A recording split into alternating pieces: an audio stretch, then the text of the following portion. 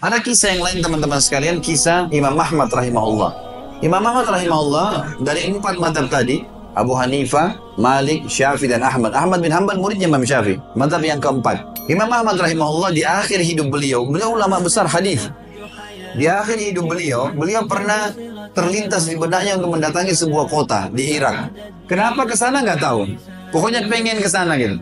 Imam Ahmad pergi ke sana. Tiba di kota itu, tapi saya tidak temukan dalam riwayat ini kota apa yang dimaksud. Tiba di kota itu, Imam Ahmad tiba azan maghrib. Lihat masjid, ada satu masjid, masuk masjid dan sholat berjamaah. Orang nggak tahu dia, karena zaman dulu orang tidak ada foto. Tidak tahu lihat bagaimana wajah siapa, orang ini nggak kenal. Habis sholat maghrib, Imam Ahmad duduk sedikit baca Al-Quran. Azan Isya dia ikut sholat. Selesai Isya, Imam Ahmad pergi ke pojok masjid. Mau geletak tidur. Marbot masjid datang. Dekatin. Wahai Syekh. Syekh ini dalam bahasa Arab tiga artinya. Bisa hal dan tiga. Bisa orang tua, Syekh. Bisa orang alim, bisa orang kaya. Jadi tidak selamanya kalau antum dipanggil di Saudi Syekh dianggap orang alim gitu. Bisa saja orang tua gitu kan. Dipanggil, hai Syekh. Orang tua maksudnya. Ngapain anda di sini? Kata Imam Ahmad, saya musafir. Nggak kenal orang siapapun di kota ini. Besok pagi saya mau pergi. Nggak ada tempat nginap, saya mau nginap di sini. Karena zaman dulu nggak ada penginapan-penginapan kayak kita sekarang, banyak hotel segala gitu. Kata marbotnya nggak bisa. Masjid nggak boleh tidur. Kata Imam Ahmad, saya didorong-dorong keluar dari masjid. Orang ini nggak tahu kalau ini Imam Ahmad. Kalau tahu mungkin diundang ke rumahnya. Tapi ini marbot, masya Allah, istiqomah ini gitu. Keluar dari masjid, ditutup pintu masjid sama dia. Imam Ahmad itu orang yang sudah pergi. Imam Ahmad lihat ada teras masjid, tidur di teras masjid. Balik lagi marbotnya. Wahai Syekh, ngapain sini? Musafir, mau tidur, nggak ada tempat nginap. Nggak bisa Syekh. Teras pun nggak boleh, peraturan. Ini saya bilang tadi istiqomah luar biasa. Imam Ahmad bilang, saya didorong-dorong ke jalanan. Dorong ke jalanan. Waktu saya lagi didorong ke jalanan, ternyata masjid bersebelahan dengan kios penjual roti. Ada satu orang penjual roti di sebelah masjid. Lalu dia mengatakan, Syekh, dipanggil Imam Ahmad.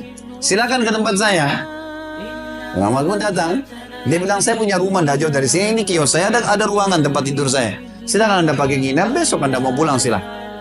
Kata Imam Ahmad menceritakan tentang keadaan dia dengan penjual roti ini. Dia bilang, ada satu perilaku penjual roti ini yang unik. Imam Ahmad tertarik dengan itu. Dia bilang, setiap kali orang ini pecahin telur, ngambil terigu, ngambil garam, itu sambil astagfirullah wa atubu ilaih, astagfirullah wa atubu ilaih. Terus, lisannya gak pernah berhenti nih, astagfirullah wa atubu ilaih. Kecuali Imam Ahmad bilang, saya ajak ngomong atau dia bertanya pada saya. Kalau berhenti, istighfar lagi. Selalu begini. Kata Imam Ahmad, saya bertanya, sudah berapa lama kau amalkan nih? Orang itu bilang, sudah lama, dari saya masih bujang. Kebetulan orang ini sudah tua, seumur sama Imam Ahmad. Sudah mendekati 60 tahun lebih gitu. Baik, dia bilang, sudah lama dari saya masih bujang.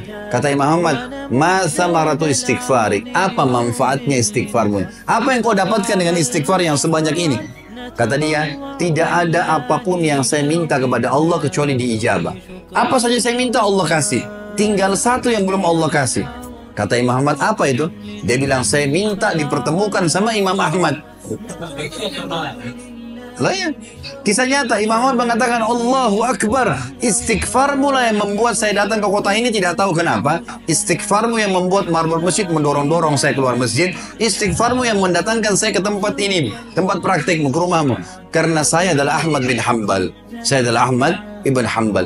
Bagaimana istighfar teman-teman sekalian mendatangkan rezeki yang luar biasa. Permintaan apapun didatangkan. Seorang alim ulama biasa didatangin, ini malah didatangkan sama Allah ke tempat orang ini karena istighfarnya.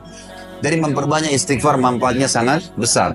Hadis Bukhari kata Nabi SAW, siapa yang mulazamah selalu istighfar, Allah akan jadikan jalan keluar dari masalahnya dan Allah akan berikan rezeki dari tempat tidak disangka-sangka.